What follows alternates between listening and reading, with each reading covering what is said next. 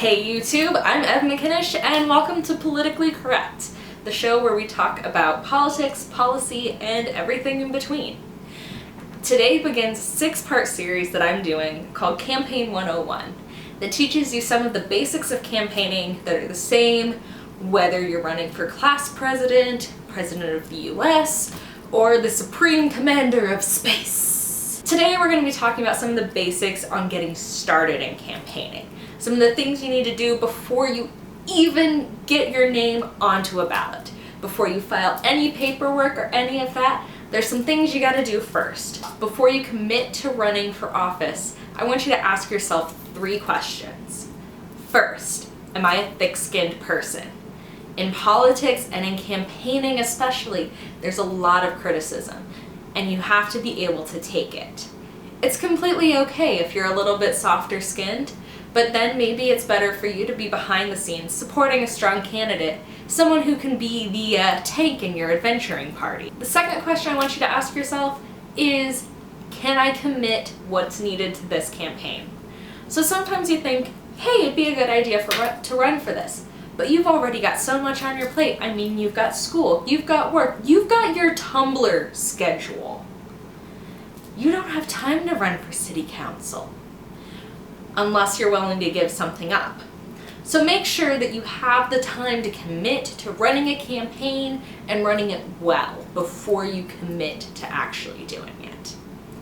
And the third thing I want you to ask yourself is, do I have a strong support system? This means both in people resources and in financial resources. Whether we like it or not, a lot of elections, especially bigger elections, revolve around money. So you want to make sure that you're well connected to people who can donate or people who know how to organize some killer fundraisers.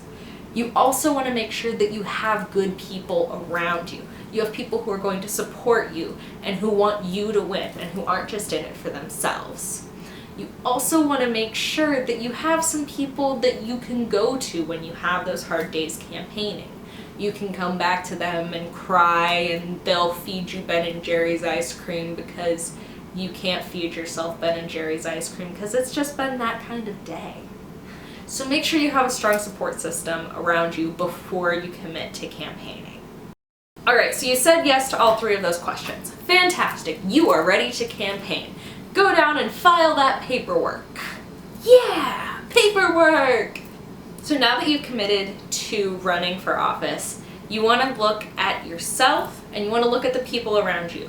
Make sure there aren't any skeletons in the closet, and if there are, address them and know as a team how you're going to deal with them if that comes up. So if someone comes in and says, hey, that person stole my juice box in kindergarten, you better have an answer for why you stole the juice box or how you've changed and grown since you were in 1st grade. Make sure you have an answer for everything. This gets tedious, so have people with you who can help you and support you when you're going through and thinking about all those mistakes you've made that could come back to bite you. The last thing for this episode, before you really begin diving into campaign, make sure you've got a strong resume of leadership.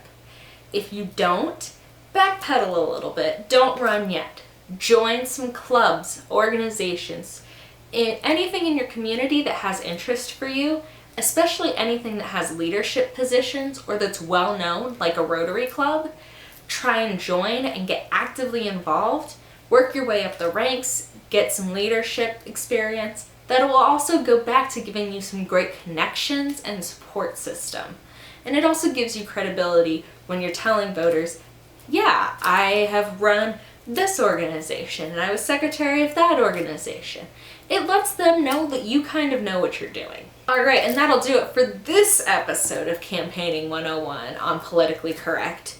Keep an eye out for our next 5 videos. They're going to walk you through everything you need to know to make a strong campaign.